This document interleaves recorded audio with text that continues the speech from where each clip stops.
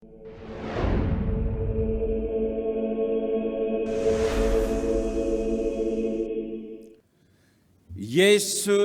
berpuasa di padang gurun di antara binatang-binatang liar dan ia dicobai iblis. Bapak-bapak, ibu-ibu, saudara-saudari, umat paroki katedral yang saat ini berada di dalam gereja ini maupun umat paroki atau siapapun yang saat ini mengikuti misa ini lewat live streaming multimedia Tiga Raja.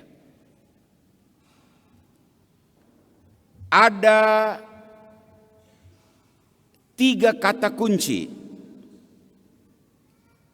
dalam Injil yang baru saja dibacakan yang dapat kita jadikan sebagai bahan refleksi, bahan permenungan. 3 kata itu adalah padang gurun. Kedua, binatang liar. Dan yang ketiga, iblis. Memasuki minggu pertama Prapaskah, pastor mengajak umat dan siapapun yang mengikuti live streaming ini untuk coba berefleksi seputar 3 kata kunci yang kita dengar dalam Injil pagi ini. Kata kunci yang pertama, padang gurun. Pertanyaannya, apakah ada padang gurun di Timika ini? Ya.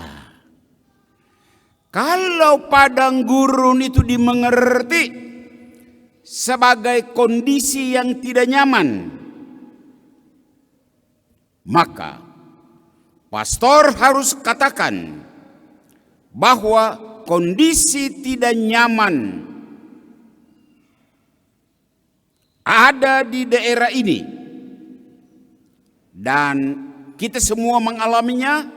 Secara khusus pemilik tanah ini, masyarakat Amungma dan Komoro, mengalami ketidaknyamanan itu.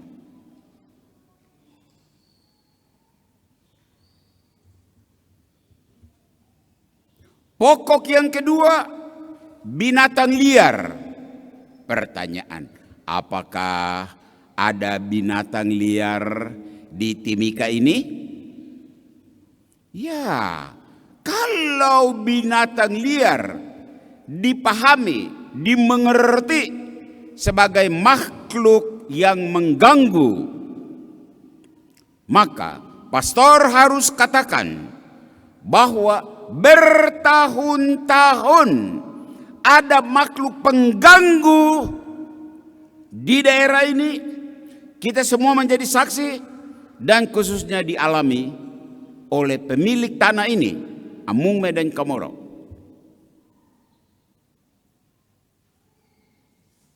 Ketiga, iblis.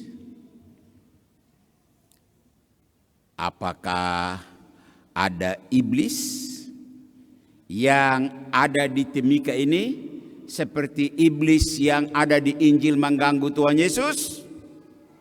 Ya. Kalau iblis dimengerti sebagai pihak yang hadir dengan rayuan-rayuan menggoda, maka pastor harus katakan bahwa bertahun-tahun sang penggoda itu berkeliaran di tanah ini untuk merayu pemilik tanah ini dan mengajak untuk bekerja sama. Saudara, Tema aksi puasa pembangunan tahun 2024 berbunyi mengembangkan ekonomi ekologis.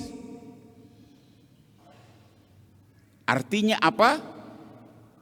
Ekonomi yang melayani manusia, bukan melayani institusi, bukan melayani perusahaan. Ekonomi yang merawat ciptaan, bukan menghancurkan ciptaan. Ekonomi yang menjaga lingkungan, bukan memusnahkan makhluk-makhluk di area ini, di lingkungan ini menjadi rusak. Tema ini punya gema khusus untuk kita semua di tanah Amungsa ini. Bila kita melihat fakta-fakta yang terjadi. Fakta apa? Pelayanan manusia Amung Mekamoro tidak sebanding dengan korban yang dialami tanah ini. Sadar itu? Perawatan ciptaan di daerah ini tidak sebanding dengan kerusakan lingkungan yang terjadi.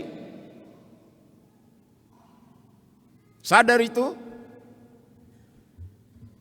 Kalau bacaan kitab suci menyangkut 3 pokok tadi, kita kaitkan dengan tema APP, ekonomi ekologis, melayani manusia, dan merawat ciptaan, maka apa pesan yang kita boleh bawa pulang pada hari Minggu ini?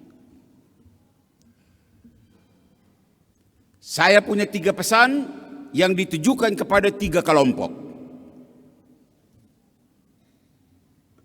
Pesan pertama, saya tujukan kepada perusahaan besar di negara ini dan di daerah ini, yaitu PT Freeport.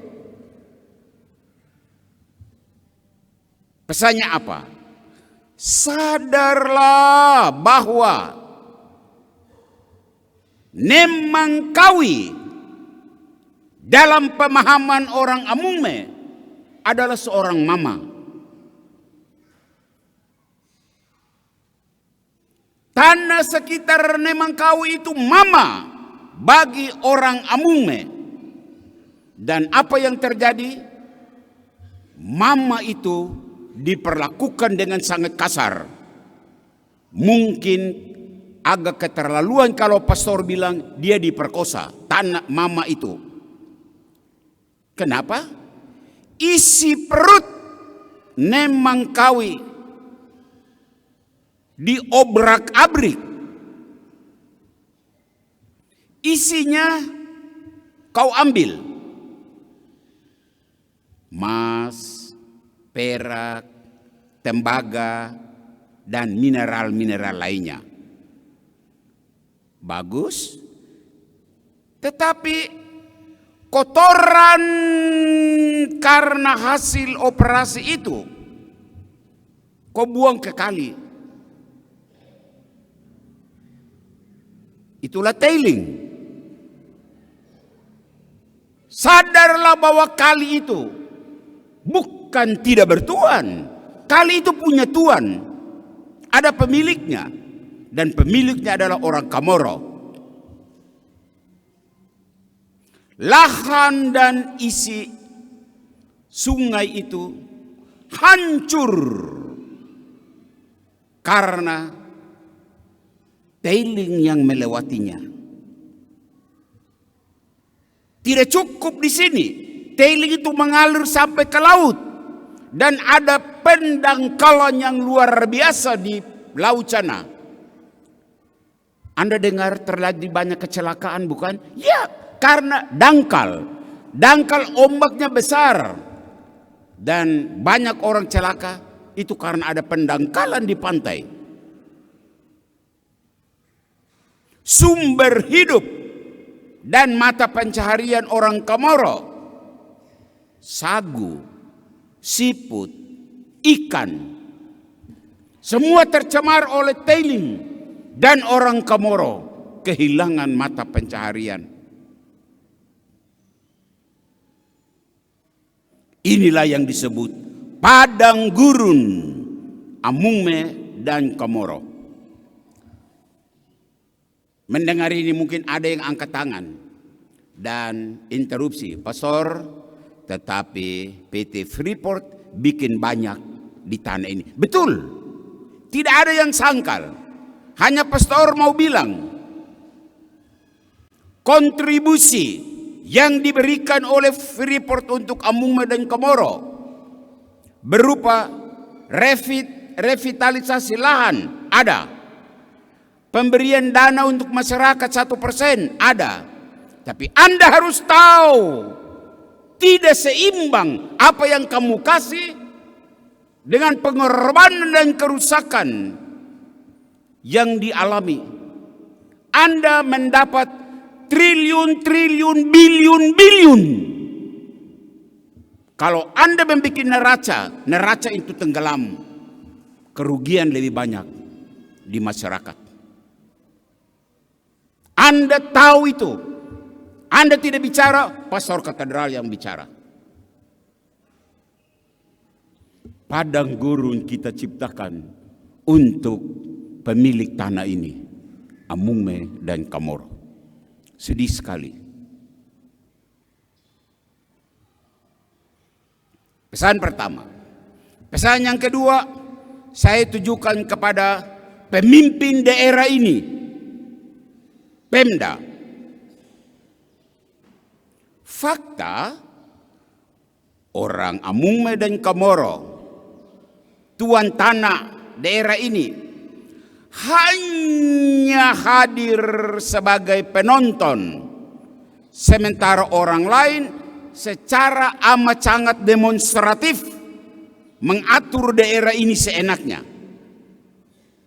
Persis sama seperti Yesus di padang gurun. Yesus ditemani oleh binatang-binatang liar.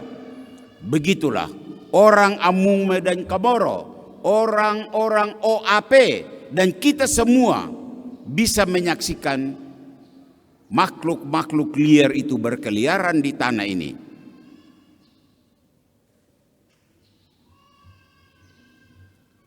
Saya kasih fakta. Ada beberapa pejabat yang dihentikan dari jabatannya oleh PLT. Kita tahu cerita itu, bukan? Mereka protes lalu mengajukan gugatan ke PT UN. Sidang kalah. Artinya tidak benar toh? PLT benar. Dan aneh bin ajaib, orang-orang yang dinyatakan bersalah itu kembali dan diangkat kembali oleh pimpinan daerah ini menjadi pejabat-pejabat yang sekarang duduk di kursi itu. Astaga, tidak tahu malu. Orang Amungme dan Komoro dan OAP yang lain hanya menonton drama pertunjukan yang memalukan ini. Kalau Anda mau lihat sosok makhluk liar, ini sudah makhluk-makhluk liar itu. Anda menghadirkan figur makhluk liar yang kita baca di Injil dan kamu hadirkan di tanah Amungme dan Komoro ini. Sadar itu. Pesan ketiga, pesan terakhir. Saya tujukan kepada para pebisnis proyek di tanah ini.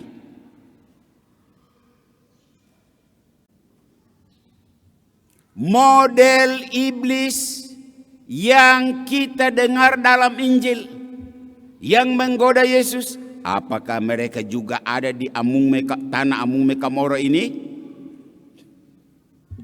Mari saya cerita sedikit.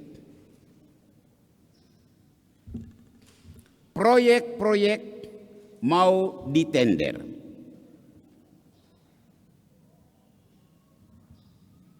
Dan ada opsi, kalau bisalah yang menangani proyek itu OAP.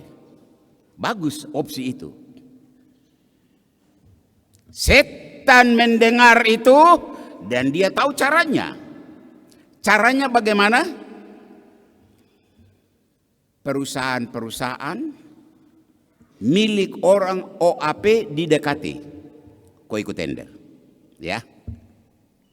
Dan sebagai orang OAP, hasil tender adalah dia menang. Tetapi setan masuk. Ini fee untukmu. Karena kau punya nama perusahaan. Toh? Nah, ini fee. Kasih kami kerja. Sedih. Saya melihat orang OAP itu saya sedih sekali. Amat sangat sedih.